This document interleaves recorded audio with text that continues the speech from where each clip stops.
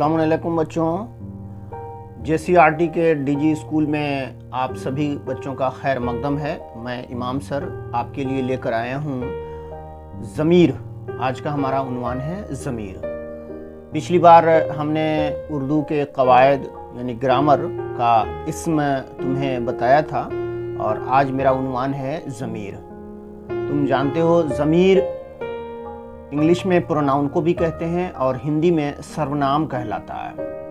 तुम इंग्लिश में भी पढ़े होगे कि प्रोनाउन हम उसको कहते हैं जो नाउन के जगह पर यूज़ होता है। उसी तरह से ज़मीर भी है। ज़मीर हम उस लफ्ज़ को कहते हैं जो इस्म के जगह पर इस्तेमाल किया जाता है और जुमलों में हुस्न पैदा कर देता है, तो उसको हम लोग ज़मीर कहते हैं। तो आज का हमारा उन्वान है ज़मीर। इसको हम लोग डिटेल से अभी मुतालिया करेंगे, पढ़ेंगे। तुम लोग ध्यान से इसको देखो, समझो और अपने कॉपी में ज़रूर लिख कर रखो ताकि तुम याद कर सको। ज़मीर का बयान यानी ज़मीर को एक्सप्लेन हम करते हैं। एक ही इस्म के बार बार इस्तेमाल से बचने और जुमलों में हुस्न पैदा करने के लिए ज़मीर का इस्तेमाल होता है। जैसे वह, मैं, यह, तुम्हारा, मेरा, किसका। जैसे वह कॉपी मेरी है, मैं यहाँ आया हूँ, इसमें वह और मैं ये ज़मीर है।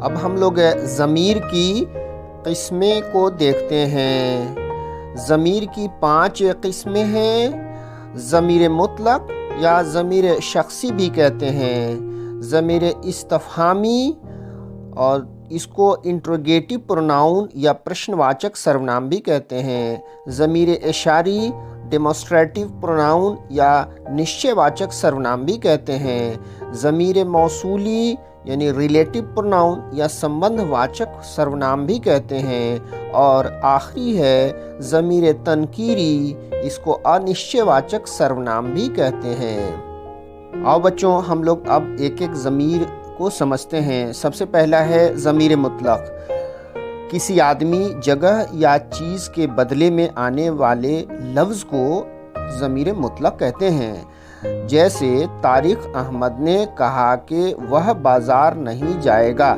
इस जुमला में वह ज़मीर मुतलक है। ज़मीर मुतलक की भी 3 किस्में हैं। मुतकल्लिम, हाजिर और गायब। मुतकल्लिम को फर्स्ट पर्सन, हाजिर को सेकंड पर्सन और गायब को थर्ड पर्सन भी कहते हैं। ज़मीर इस्तफ़हामी वह लफ्ज़ जो किसी आदमी, किसी चीज़ या किसी बात को दरियाफ्त करने के लिए बोला जाए।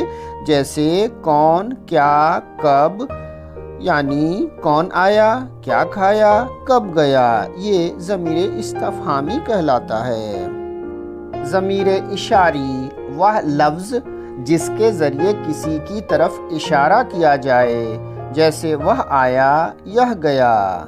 और 4 नंबर है ज़मीर मौसूली, इसको रिलेटिव प्रोनाउन या संबंधवाचक सर्वनाम भी कहते हैं। वह ज़मीर है जिसकी हालत का इल्म और तय्युन बाद के जुमला से हो।